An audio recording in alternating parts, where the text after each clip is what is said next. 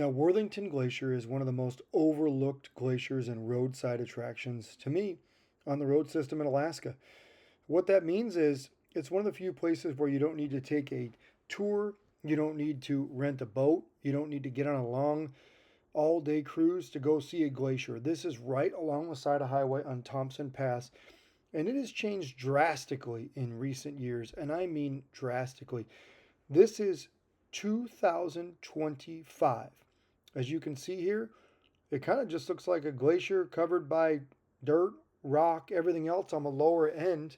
This is portions of it that you can actually walk to, and as you get closer, you'll see that it looks like a slide has kind of overtaken the lower end of the glacier.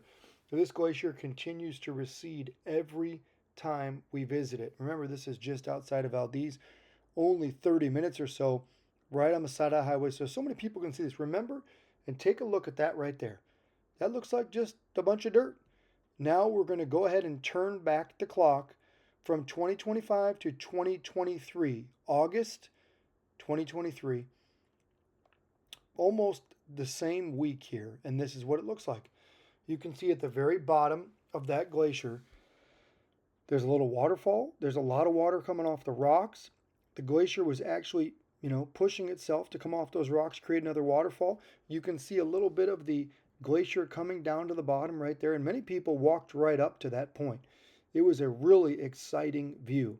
Now, keep an eye on this view because we're about to turn the clock back 10 years to 2015. Okay, here we go. 3, 2, 1. 2015, here we come. Same exact area. The glacier extended much further, and you actually had a glacial waterfall here.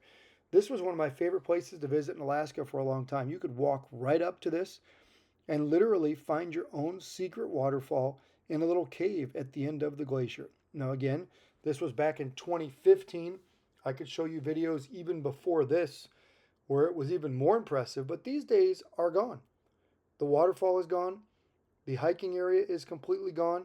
This area right here is just plain dirt. There's no more ice.